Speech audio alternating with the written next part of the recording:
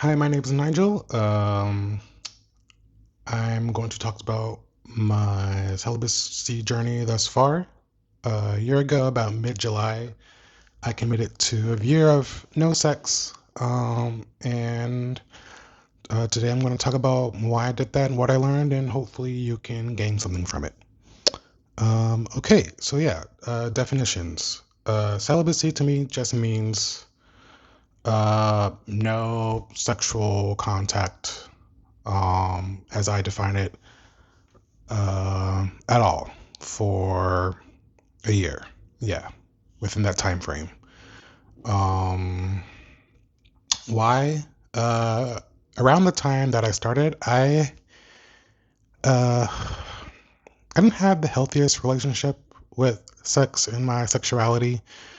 Um, yeah, and also I've never been in a committed relationship. I've always been single. I've always, for a few years, I went on lots of dates, but it never went anywhere.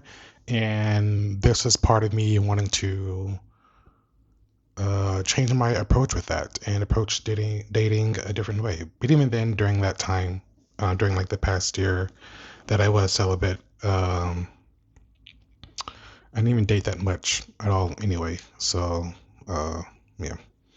Another big reason, my unhealthy relationship with sex affected me is because it sex became a distraction for me.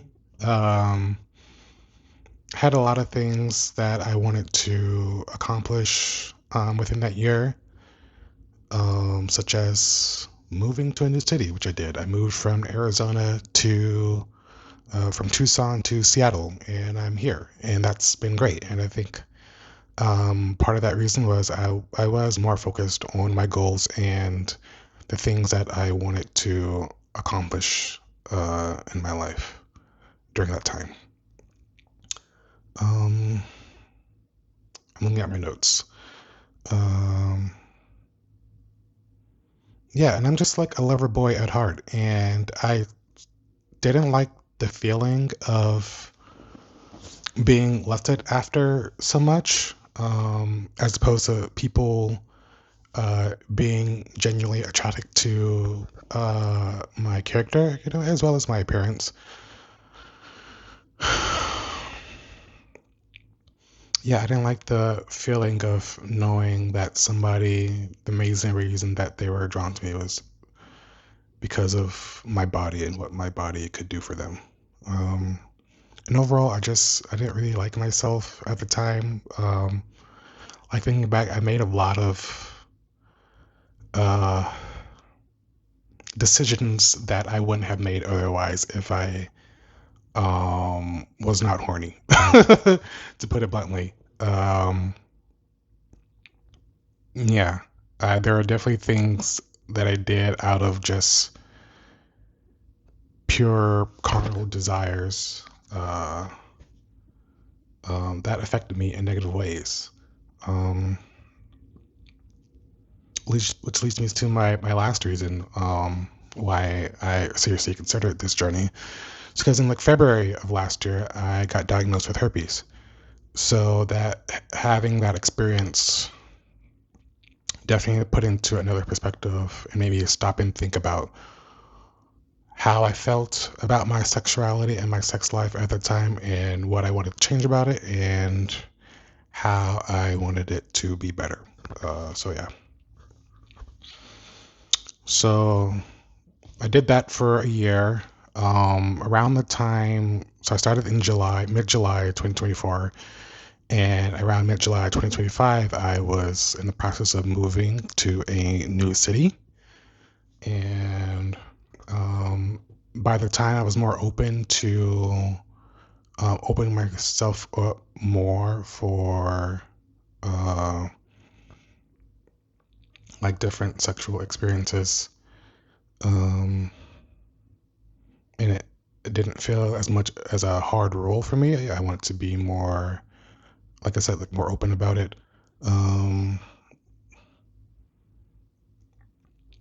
and let's see, what else do my notes say? Um, yeah, and I feel like some of the benefits. So am I still celibate? No, I'm not. After I moved to a new city, I started exploring like sexuality more, and I wanted to see what was different and how I felt about it. And I definitely learned some better boundaries for myself during over the past year. Um, I definitely would like to create more of a personal connection with somebody before we go there, and I feel like that's always worked out for me in terms of like getting a really fulfilling and satisfying sexual experience that felt good to me. Um, there have been many times where I've left some guy's house or he's left my house and I'm just like, yeah, I could have just not did that. I probably would have been better just chilling in my bed by myself. I could have just stayed at home and had a much better time doing something that I enjoy. Um, and once I learned that once I build some sort of personal connection with somebody, it makes it everything feel a lot smoother and easier, and it's a lot easier to communicate your needs and desires, and both everybody just feels more comfortable and safer with one another. Um, yeah. Um, so I'm excited to see what the next year looks like for me on the other side of this journey. I'm excited to see what my dating life looks like in this new city. Um, and yeah, I've definitely been more sensitive to people who may not come with intentions that align with myself. Um, because I'm less willing to kind of step outside the boundaries I set for myself because I've had this one boundary up for so long, for like a year, that I feel more empowered to say no to certain things and to not feel have such a scarcity mindset about uh yeah, about dating and relationships and people. Um